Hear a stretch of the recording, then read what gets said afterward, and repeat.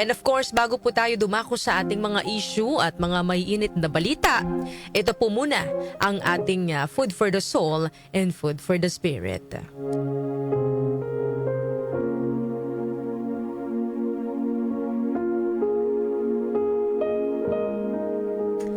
Ang aking pong ibabahagi sa inyo ngayong araw ay ang lion mentality o yung mindset o pag-iisip na katulad ng ugali ng leon. Ang leon ay hindi humihingi ng pahintulot para mamuno. Alam nito kung sino siya. Iginagalang ang leon sa gubat hindi dahil ito ang pinakamabilis o pinakamalaki, kundi dahil ito ay may matibay na desisyon at may determinasyon. Itinuturo po ng leon sa atin ang katapangan. Ang katapangan na hindi ibig sabihin na wala kang takot. Ibig sabihin po nito, kahit may takot ka, pinipili mo pa ring humarap at kumilos ng tama. Ito ang kakayahang hindi tumakas sa problema, bagkus ay harapin ito ng may paninindigan. Sa buhay, ang katapangan ay makikita sa mga simpleng bagay. Pagharap sa mahihirap na desisyon, pagsasabi ng totoo kahit delikado, o patuloy na paglaban kahit hindi sigurado ang resulta. Hindi po ito tungkol sa pagiging walang kaba, kundi sa pagiging mas matatag kaysa sa takot.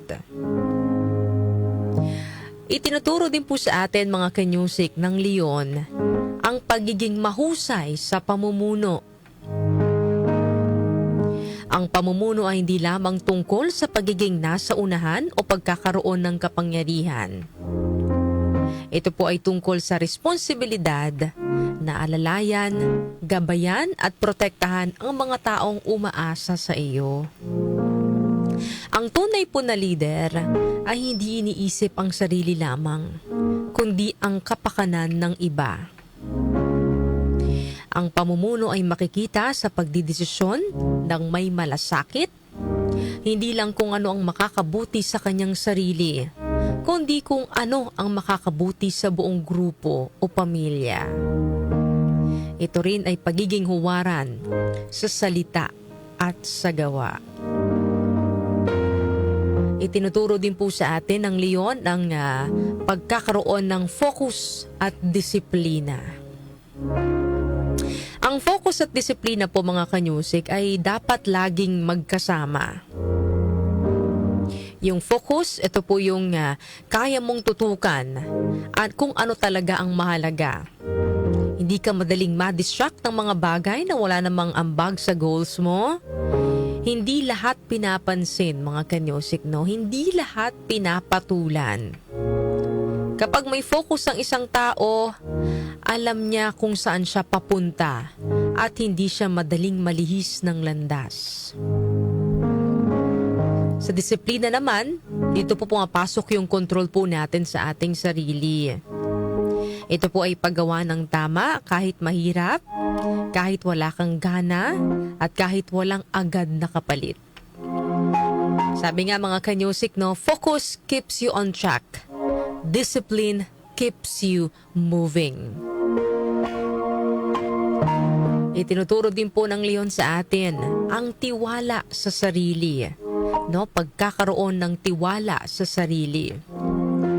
Ang tiwala po sa sarili na parang isang leon ay yung klase po ng kumpiyansa na hindi maingay, pero ramdam. Hindi ito kailangang ipagmayabang kasi alam mo sa sarili mo kung sino ka at kung ano ang kaya mo. Parang leon, hindi po ito natitinag kahit gaano pa kalakas ang ingay sa paligid. Hindi po ito nagpapadala sa takot o opinyon ng iba. Sa halip, tahimik itong kumikilos ng may direksyon at paninindigan. Sabi nga po mga kanyusik sa Proverbs chapter 30 verse 30, "The lion, which is mightiest among beasts, does not turn away from any." Ang buhay po ay may mga panahon ng kasaganaan at mga panahon ng kakulangan.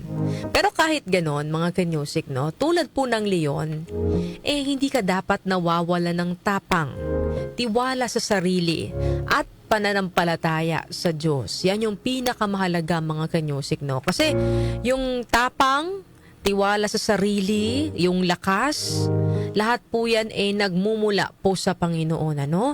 Kaya tayo nagkakaroon yan dahil tayo ay nagtitiwala sa Panginoon. Matibay yung ating pananampalataya sa Panginoon. Dahil yung mga yan, siya lang naman ang makakapagbigay sa atin at wala nang iba.